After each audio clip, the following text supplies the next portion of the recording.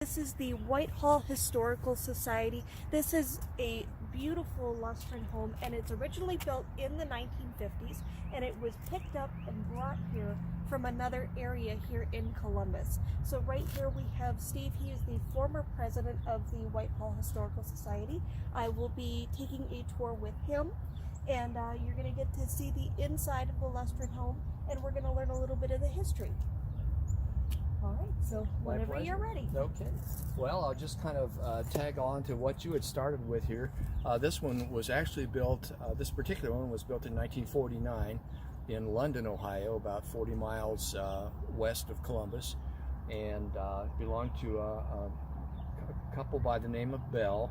We never met the husband or the wife. They both were deceased, and shortly after, the new owners donated the house to us.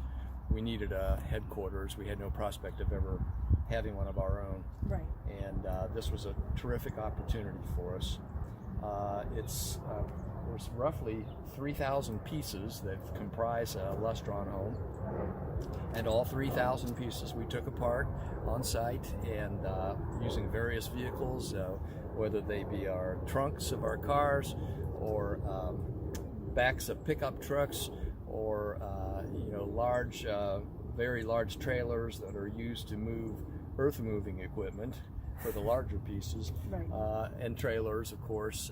We all kind of pitched in and did our best to get this here just as quickly and as safely as we could. So it was literally built shingle by shingle. Yes, panel by frame, by window, by screw. And for those of you who are interested as well, the Ohio History Museum has a Lustron home as well, and you had part of that too. Yes, we did. Yes, we helped in the planning of it. Some of their associates came here to look at what we had done as they were starting to plan their endeavor. And then two of us, me and one of our trustees, spent many, many hours there sorting parts and putting it together. Wow. With other volunteers, of course. All right, well, let's go ahead and get a look around. Okay. We'll head inside. Okay, if we could start perhaps over here at the entrance to the house. This particular model is the Westchester 2-bedroom. It is by far the most popular one. Probably 85% of all Lustrons are this model. And it has the inset front porch, which is kind of the calling card of this model. They came in 4 colors. This one is surf blue. There was also maize yellow, desert tan, and dove gray. The founder of the company, Carl Strandlund, was a native of Sweden, and the Sweden flag, national flag, is blue and yellow. So these houses, the blue ones initially had yellow trim all around the doors and windows, and that was indicative of his home country. Yep, just a little salute to his country. Right? Absolutely. Later on, they switched to all white trim to be consistent with the rest of their models. As they're known, of course, for their porcelain enamel finish, steel with porcelain enamel finish baked on at the factory, which was just about a mile from here on East Fifth Avenue at 4200 East Fifth Avenue. Kind of assembly line fashion. The pieces would all be going by on conveyors and hooks and so forth, and then they would be packed onto a trailer in opposite order of the way that the house was built. So when it arrived, the pieces that were at the back of the truck would have been unloaded, and then they were positioned such that they could build as they needed each piece in sequence. We could walk over here a little bit, get a better view of this facade of the house. And you know, they don't make houses like this anymore, you know. No, they don't. From the ground up, literally. That is true. You can find a lot of manufactured houses, whether they be like mobile homes or modular homes. You can find kit houses, but you won't find anything like this that on which a frame is built and the panels are attached to it this way. And when they're finished, it's completely closed and sealed, and it's ready to be lived in. It doesn't have to be have the additional steps of having like any kind of windbreak or cladding or any kind around it. It's all sealed up and ready to go. The roof on this house is not the original one. The original roof on this house was damaged by the tail end of the Xenia tornado that occurred in 1973. And it was damaged to the point where it was not repairable, and of course there are no replacement parts. So the owners had put a conventional roof on it. In order to make this a true original, we went to Fontana, Wisconsin, where there was another identical Lustron that was being torn down. The city there had bought it to make way for a park, and they allowed us to come and take the roof off of it before they raised the rest of the structure. It might not be the original roof, but it is an original Lustron roof. Yes, that is correct, and they're all interchangeable parts, just like with the car. We have lots of hopes for additional landscaping at some point, but these are some lilac bushes we put in about 3 years ago to start getting the place looking a little more finished. But it's always a work in progress. There's always much to be done.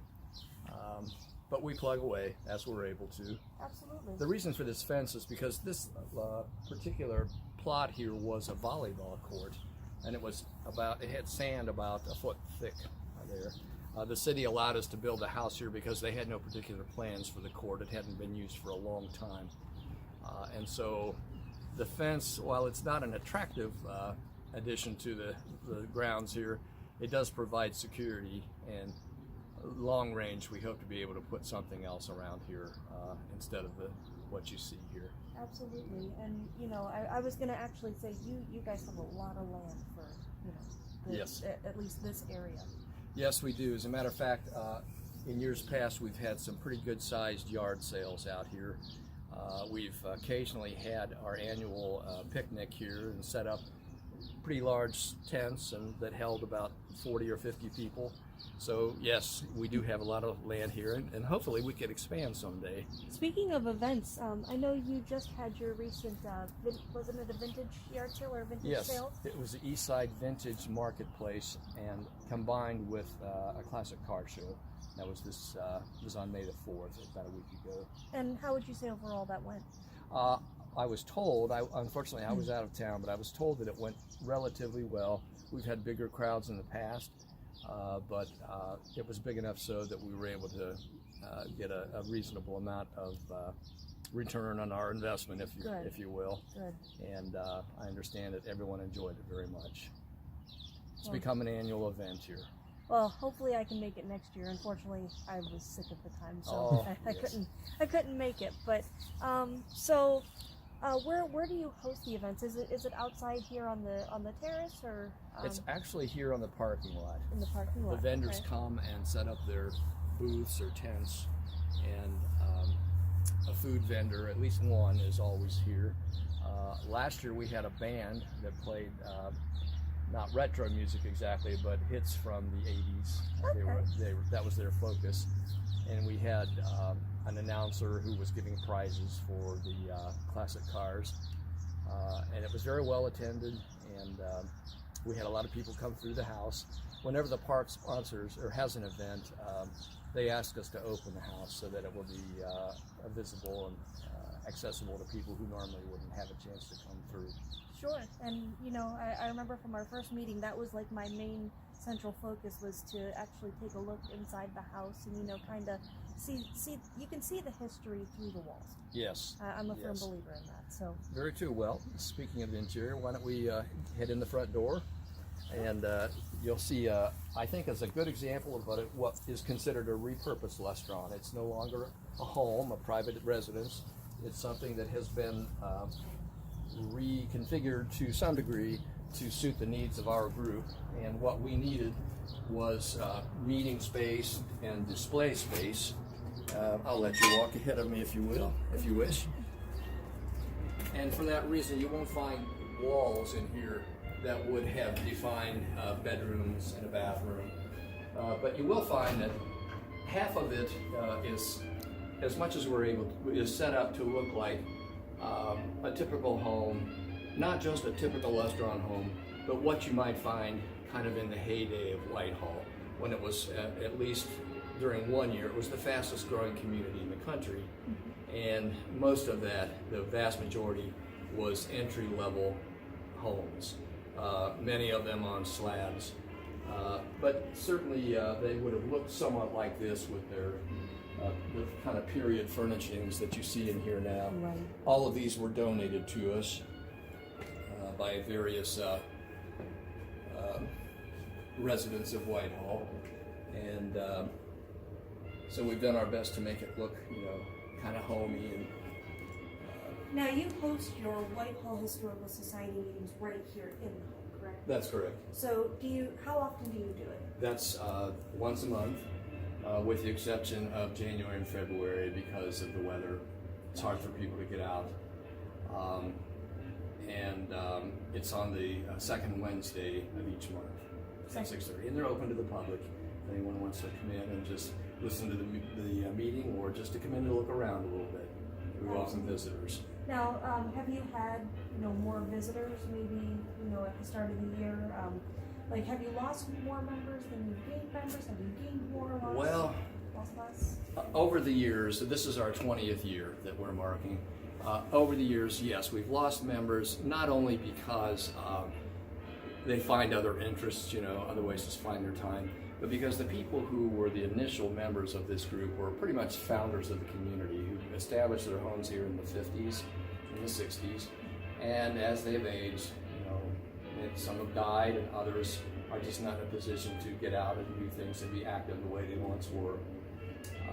So right now we have I'd say a core of about 30 active members. We have a lot of, I don't want to call them dormant, but some who will come occasionally just to kind of keep up on things. But, I think our core group is a pretty solid group that keeps things going here and keeps us looking for the future. What more we can do. And I got to sit in with you in the April meeting, and Yes. you had I don't want to say announcer, but someone who came in and did the history of the women's suffrage. Exactly. And you could just tell the audience was very, very passionate. So, whether it's speaking about the history of Whitehall or even just speaking about history in general, Yes. Everybody's got something to add to that. Whether you're a stay-in resident, like someone who's lived in Whitehall all their life, or, even someone like me who now can take that information and then look more into it, and, Exactly. and, hopefully there will be more of my generation that are more into the history and who are willing to, kind of take that and run with it. I think so. I think we might be just kind of on the cusp of a new group of citizens here, people who are buying their first homes here, because you can find some reasonably priced entry-level homes in Whitehall. And with the present situation in the housing industry, finding entry-level homes is not that easy. The homes in Whitehall are selling quickly now because there's a lot of good, solid housing stock here. It's a convenient location, and I think we're starting to see what I would just call the millennial generation is discovering that there's some good values here. As a result of that, I'd like to think that they're also going to learn about us and have an interest in the history of their community that they're moving into. Lustrons seem to have a strong appeal with millennials, and I'm not sure why that is. I think mostly it's the cool factor about a Lustron house that draws them. So many are just kind of awestruck when they come in because they've never heard of a Lustron, didn't know that any type of house like this was ever produced, and they just find it intriguing. I hope they'll be intrigued enough that they'll want to be a part of this. Absolutely. And I know the last time we spoke at the meeting, you said that you just got this new display case in. So this is essentially showcasing everything that the Whitehall Historical Society is about.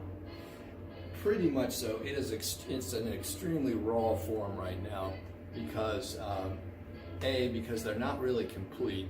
We're starting to look at what it's going to take for us to be able to afford to put glass doors and put glass shelving in them. And as far as what we have to display, it's kind of a piecemeal at the moment, kind of a capture of what we have here and there, and just put up here in view of the fact that we don't have shelves to put things on. It's not exactly in the order or view that I would like it to have eventually, that we would all like it to have. But the important thing to emphasize here is that these were all custom built by the man who's currently the president of the city council here in Whitehall, and he's obviously a wonderfully skilled woodworker. Absolutely. And all of those, I mean, the 6 tall ones, they're all absolutely identical, as are the 2 small ones are to each other. And we were just very, very fortunate that he came forward and offered to do this for us, because having priced complete new display cases was, it just was something that we couldn't really have ever really hoped to gather the money for. Right. And it's another example of why this is all here in the first place. If it wasn't for the spirit of the community here and everybody who got behind this effort, we wouldn't be here today.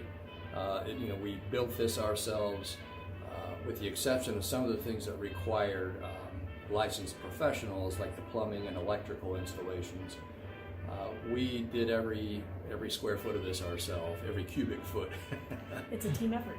Absolutely, it was. Yes. Now, are you currently accepting donations for, like displays that you can show off in the house?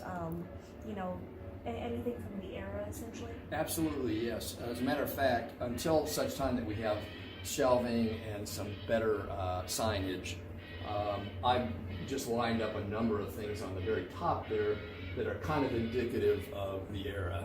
Nothing that relates particularly to Whitehall, but a lot of things that call to mind the 1950s and 60s, which is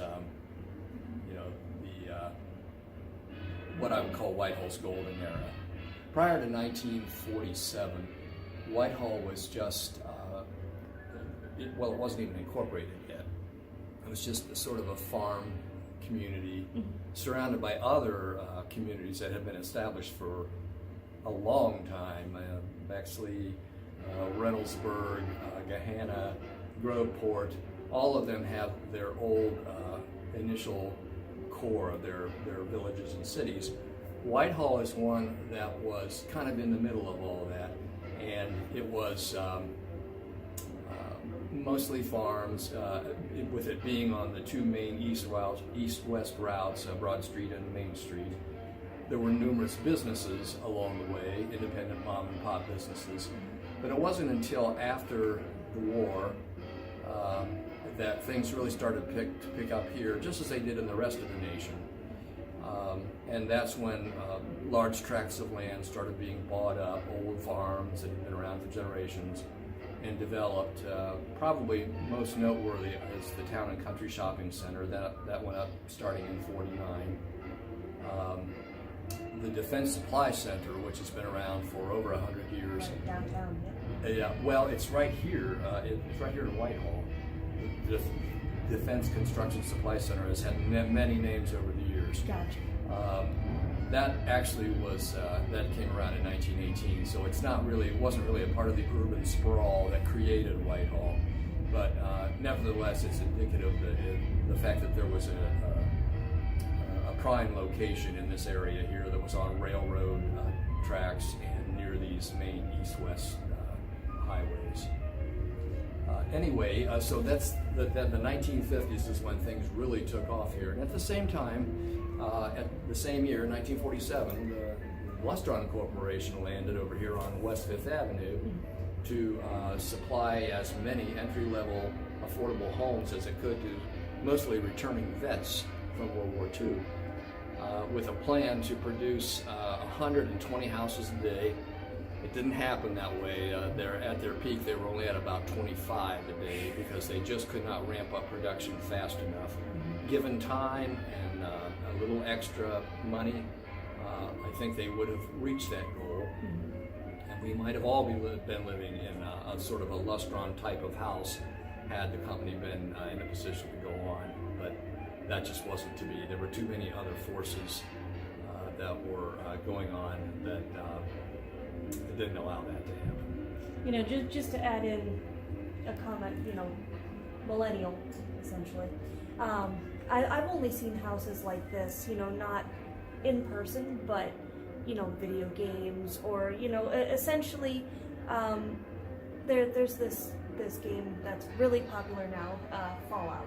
Yes. And, you know, the whole community is just Lustron homes. Yes. So to my surprise, when I just happened to Google it, I came across the Whitehall Historical Society website, and you run that. Yes. So, I mean, just to find a Lustron home here, and then you and I had a more in-depth conversation about there's Lustron homes still here. Yes. So Yes. They may be few and far between, but they're still here. There are, and just in the greater Columbus area, including the many suburbs and cities around it, there probably are about 20 or 25, I would say, altogether. That would be as far away as Pataskala, and as far west as West Jefferson, as far north as Delaware, and as far south as Circleville, as all of this being sort of the general greater central Ohio area. Mm-hmm. But there's what, only one in Whitehall? This is the only one in Whitehall. For some reason, there was never one built in Whitehall, but at the same time, there were other very affordably priced houses that were going on the market at the time. The Norton Homes subdivision started in 1949 on what had been the Norton Airfield, which I'll get to here in just a minute, but they were priced at or below what a Lustron was costing at the time. And so I think probably they captured, you know, the market that was being sought there a little more readily than Lustron was able to do. But you'll find a lot of Lustrons were originally built in areas that were on the outskirts, and you know, as communities grew over the decades, caught up with them and surpassed them, you find them kind of in the middle of you know, a fairly dense area that previously had been kind of remote. Unfortunately, a lot of times the houses there are surrounded, those Lustrons are surrounded by other bigger houses, and what typically happens, what the demise of a Lustron happens when somebody wants to replace it, not, you know, because of any disaster or anything that's claimed. They're actually quite tornado proof. So I mean, so the price, the way that the house is built, I mean, you can't go wrong with that. And it's a shame that a lot of you know, younger folks especially, they're into bigger the better. yes. You know, Yeah. what is it, quantity over quality? Exactly. So, Yes. and you know, we appreciate you actually keeping a little bit of the history here in Whitehall. Oh, well, we feel very privileged to be able to do it. So how many members would you say that you have right now in the society? I would say probably about 40, maybe 50. When you talk about someone being a member, you talk about someone who pays their dues every year. Right.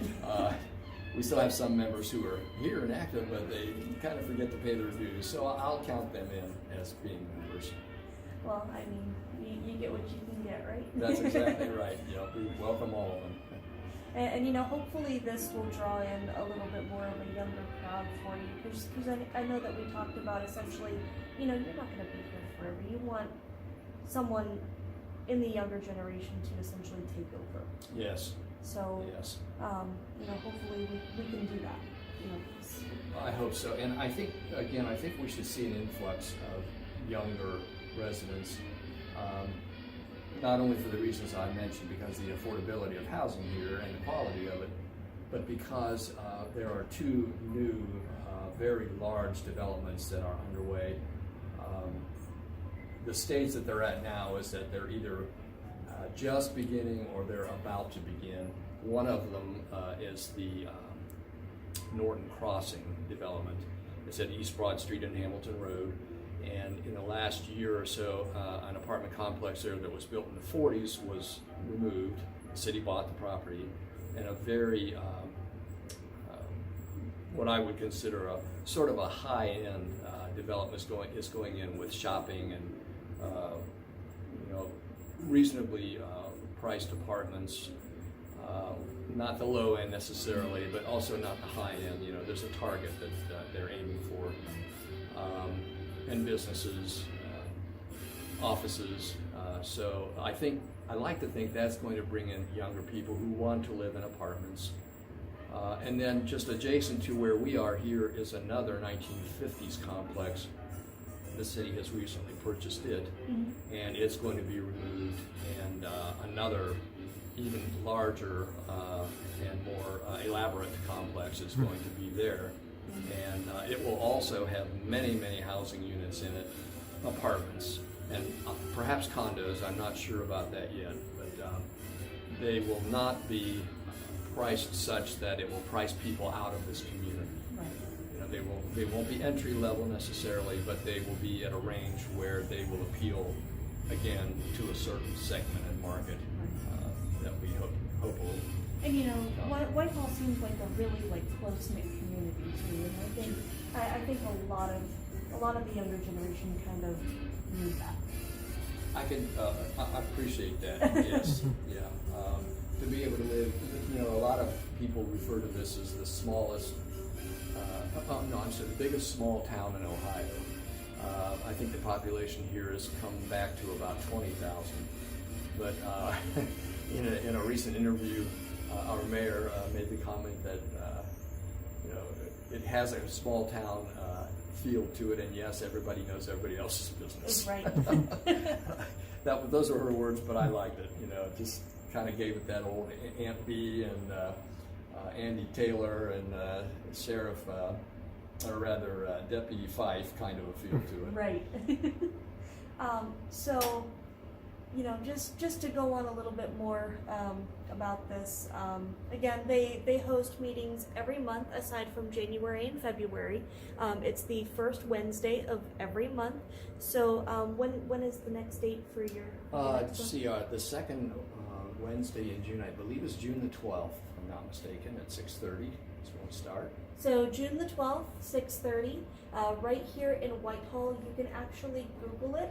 It comes up as Lustron Home in Whitehall, and it's at 400 North Hamilton Road. So again, 6:30, right? Yes. 6:30, June 12th, second Wednesday of every month. You know, speaking from me to you, you know, we kind of want to get the more younger generation like myself, those who love history, those who want to see a really, really fantastic house from the inside out. You know, this is something that I would definitely recommend. And you learn a little bit of Whitehall's history, you know, as well. Even if you don't live here, it's still really good to know about the surrounding communities. So I couldn't add more to that. I hope that if we can attract, you know, more members. We do have a long-range plan that we'd like to bring this back to its original layout, add another Lustron to the back of our Lustron garage, and let that be our permanent headquarters with meeting space and display space.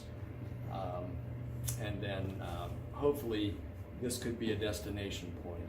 I'd like to think that millennials, not just that millennials, but just people in general who have sort of an interest in history, modern day history, might make a point of coming to Whitehall to see this as a perfectly laid out original Lustron in the same vein as what you're seeing now at the Ohio History Center.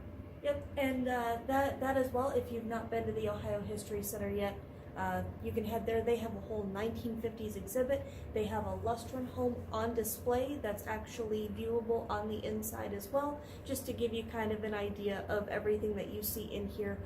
The walls are a little bit smaller, so it's kind of more close-knit because it's actually built true to fashion of someone who would actually live in a house like that.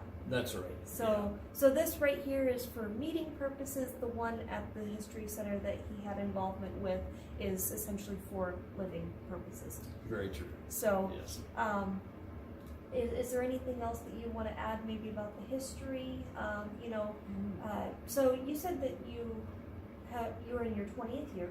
Yes. Have you yourself, Steve, been involved all 20 years? Yes, I have. You have. Yes, I held a number of different positions, the last one being president.